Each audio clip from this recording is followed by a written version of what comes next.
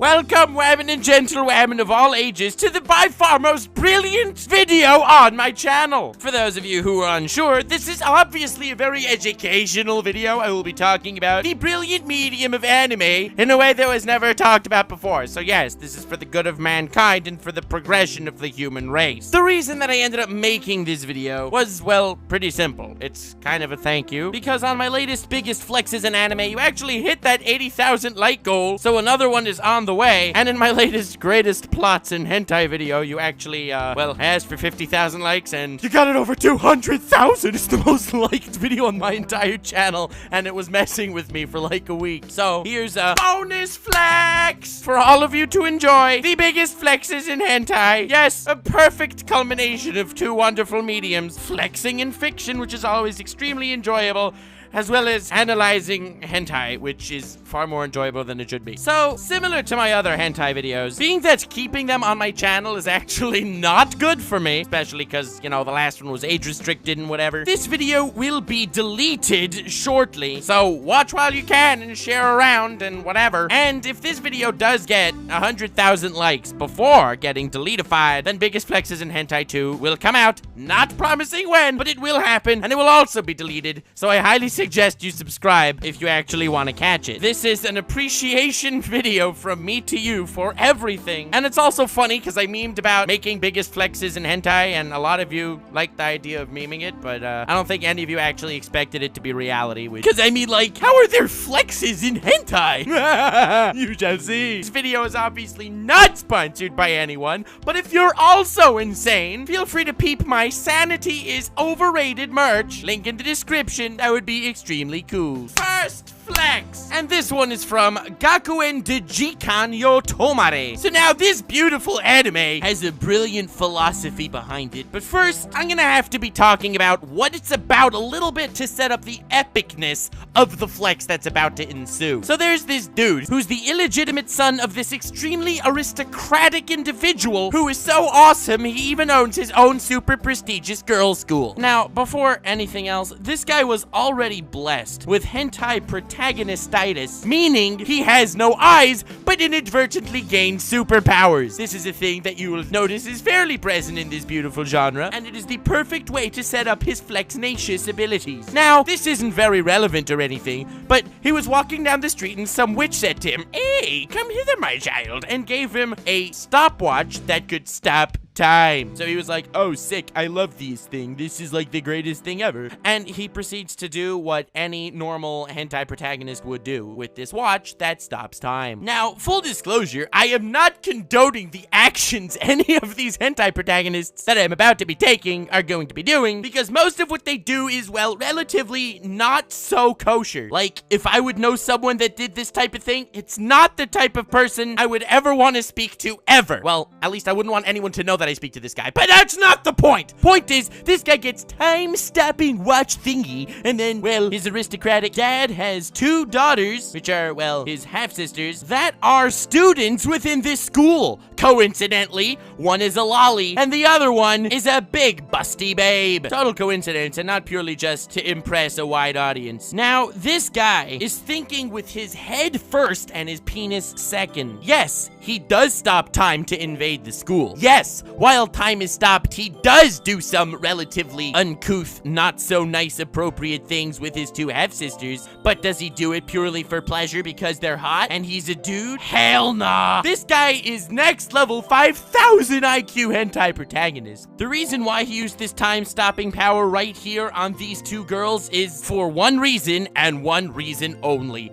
It's to flex on his dad! His dad's pride and joy are these two girls within this school. So he does his unspeakable based on YouTube's guidelines thingo to them, purely to piss off his father, to which he probably succeeds. I mean, we don't really get to see dad's reaction, I think, but I can imagine he's not happy about the whole thing. Flexed on big time by hentai protagonist with no eyes and superpowers. Extremely cool, but this is biggest flexes in hentai, not moderately decent flexes in hentai. Oh no. This school also has some swim team, sports team thingo, which is extremely cool for whatever reason, and his father's also really proud of this sports team. So what does our kind-hearted, respectable hentai protagonist do? Well, that's right.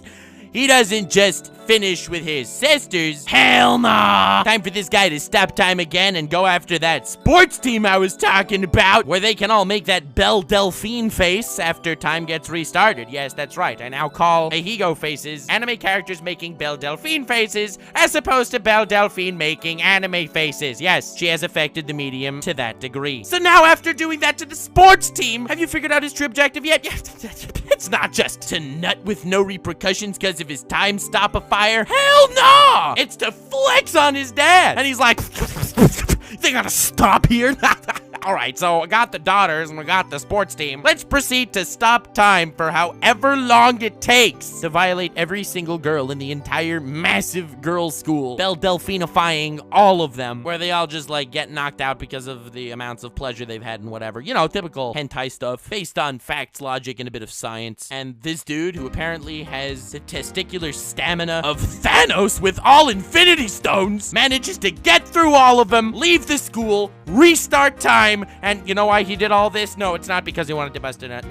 No, not because he was horny and whatever, and no one ever liked him because he has no eyes, and why would you like someone with no eyes? No, it was for none of that. The reason why he was with those daughters and with that sports team and with every single girl in the school, that's right, it was to flex on his father. This man's like the Escanor of hentai. He just goes around borderline unstoppable, and we're not even gonna need to question the fact that he somehow managed to get this thing that stops time. That is completely irrelevant to the plot of where he flexes on his dad. Now, I may need to include this into my discussing the greatest plots in hentai because I didn't get to the part talking about the deeper philosophy of the series, so you may hear me dissect it another day, but as far as flexes go, this was a big one. Next flex, Kuroinu. Again, if I were to fully express the deeper plot and philosophy of Kuroinu, we could be here all day, and I'm sure none of us, especially me, want that to happen. So definitely subscribe if you want me to dissect the deeper philosophies later. But as far as the flex goes, this here be a big one. When people describe political anime to me, like, you know, Code Geass, Log Horizon even, all of the Gundam stuff, I'm just sitting there SMHing because it has to at least be a more political masterpiece than Kuroinu, and most aren't. And if you correct me and say it's actually pronounced Kuro Inu, shut the hell up, it's a hentai. The flex that I'm talking about is when a certain band of humans team up with the orcs against the hot elves. Yes, there are probably other factions to the elves, as well as other humans that are not gonna be talked about right here, but I don't really care about them. I'll discuss them when I talk about the brilliant plot of Kuroinu potentially another day. As far as the flex goes, all you need to know is the orcs are really powerful, with penises that look like elephant trunks when soft. Not that I would know anything about that, but they're dumb, so they team up with some smart humans, because humans are smart, and their plan to destroy the elves. So now they have a couple of those elves captured, and well, option A, tortured the information out of them. Definitely a solid approach. Option B, kill them to scare their opponents and torture the information out of opponents, or the opponents volunteer it because they're so scared. Also, definitely a viable option. We can go with that. Option C, use magic, since apparently magic exists, to get the really important intel out of these two wise elves that you've captured. One of them being the elf queen. Also, another good choice. We could go with that. And option 4, well, option D is what they go with. It's have sex with them for legitimately no political reason. Yes, that's what they go with, and it's brilliant. But I don't need to discuss any of this political stuff now. We're here to talk about the biggest flex. So, the first thing they do is they do not take elf queen women, but they take elf soldier women. And, well, they give them to elephant trunk orcs to keep her company. And when they finish keeping her company, and her mind is not exactly the clearest and sharpest it ever was, they take her to the jail cell of elf queen women to see her. That is correct. All that time they've spent with elf soldier women, making her clothes dirty, among other things, was purely to flex on elf queen women, saying, ha, this was your strong-minded servant. You know what's gonna happen to you? Flexed on. There was no purpose to this whatsoever, aside from flexing on elf queen women, because they were gonna do what they were gonna do to elf queen women anyway.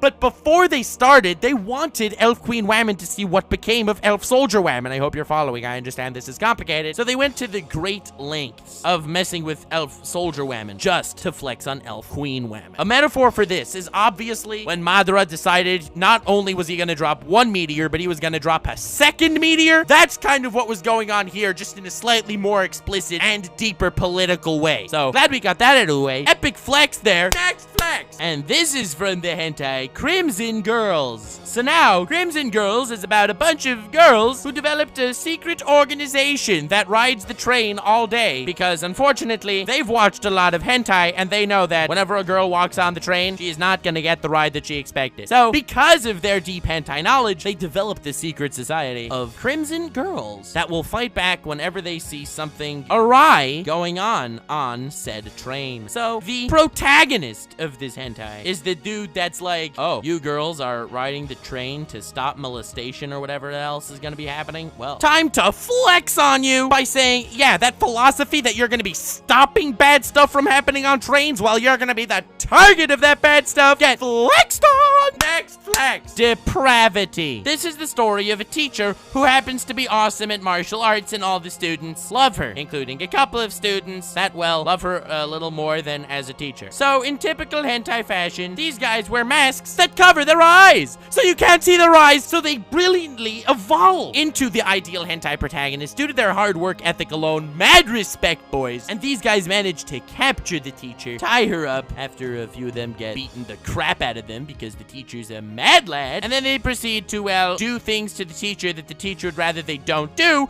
but I can't discuss them further because YouTube is not yet fully Pornhub. But these guys, well, not only do they have a sense of humor, and not only are they gonna get their way because, you know, the teacher's already tied up and, well, they're already all going to jail if they were caught, so they might as well go all the way at this point. At least that was the philosophy going through their heads. Not that I condone it. In fact, I'm a little anti this entire genre. I'm the commentator here, not the drug dealer. But in any case, they tell the teacher, hello, teacher. Now that we have you in this position, we will play a game with you. If you win the game, well then, we will let you go. If you lose the game, we will not let you go. So now, immediately before anything else, you have to understand the brilliance of this flex. Once they have her already, there's no purpose to them playing this game. This game is merely to give her the sliver of hope, but they are so sure they will be victorious. The challenge of this game itself is a huge flex. Of course, the game is, we will proceed to play with your private parts for 10 minutes, and if you can hold out without gasming for those 10 minutes, we will let you go. If you actually gasm, then we can continue. I don't know, there's this weird logic in hentai that, oh, your body likes it, so apparently this is okay and you don't mind. I don't fully understand that philosophy either, but we'll dissect that another time. And to make the flex just a wee bit stronger, they also have these drugs that heightens your sensitivity or whatever, and sexual stimulus, and well, they don't use these drugs on the teacher, even though they could. They use it on themselves since they're so sure that they are going to be victorious. That's right, this flex goes full circle. Huge flex on the teacher right there. I would say very cool, but it's very not cool. And every time I finish recording one of these videos, it makes me want to, like, take a shower in a volcano or something. The lengths I'll go for the fan base. Final flex! And this is from Maki-chan to now. This is the story about a dude who is a hentai artist, and the dude walks onto his porch needing inspiration, hears stuff from the porch next to his, so he peeks into what's going on that porch, and of course, the same thing that's going on in that porch happens on every other porch. Cute girl in her underwear masturbating or something, and he's like, oh, that's definitely normal, and it's not weird for me to stand here for like 5 minutes peeping at all. And of course, when she notices him, it's so surprising and unexpected, being that he was just kind of standing there staring at her. She says to him, oh no, you saw me doing this horrible thing, and since you've seen it, now you can blackmail me and tell me that you'll tell everyone I was doing this, which would destroy my reputation unless I'm forced to have sex with you. Oh, you can now blackmail me like that. And he's like, look, I'm not a degenerate or something. I would never blackmail you to do something like that. And then she pulls the epic Uno reverse card and flexes on him hard and says, oh, well, if you don't blackmail me in that fashion and force me to have sex with you like that, I in turn activate my trap card and will blackmail you that you were peeping on me and ruin your social circle. So now I am blackmailing you, forcing you to blackmail me to have sex with you. Epic flex on her part. Gotta say, it's Hentai Whammon Escanor here. I think that's a strong place to wrap up this video. Thank you all so much for watching. Hope you enjoyed. I have very mixed feelings about making these videos, as I'm sure you can understand. So definitely smash like, 100,000 likes, and Biggest Flexes in Hentai Part 2 will be out eventually. So definitely subscribble since you don't want to miss it. And of course, this video will be deleted soon, being that is not good for my channel for it to remain alive. And the next video will also be deleted soon, provided that it gets the right amount of likes. So subscribble for a chance to see it. Thank you so much for everything. I hope that you'll take this video as a token of my gratitude. Have yourselves a most wonderful evening, and and remember to stay weird, fam.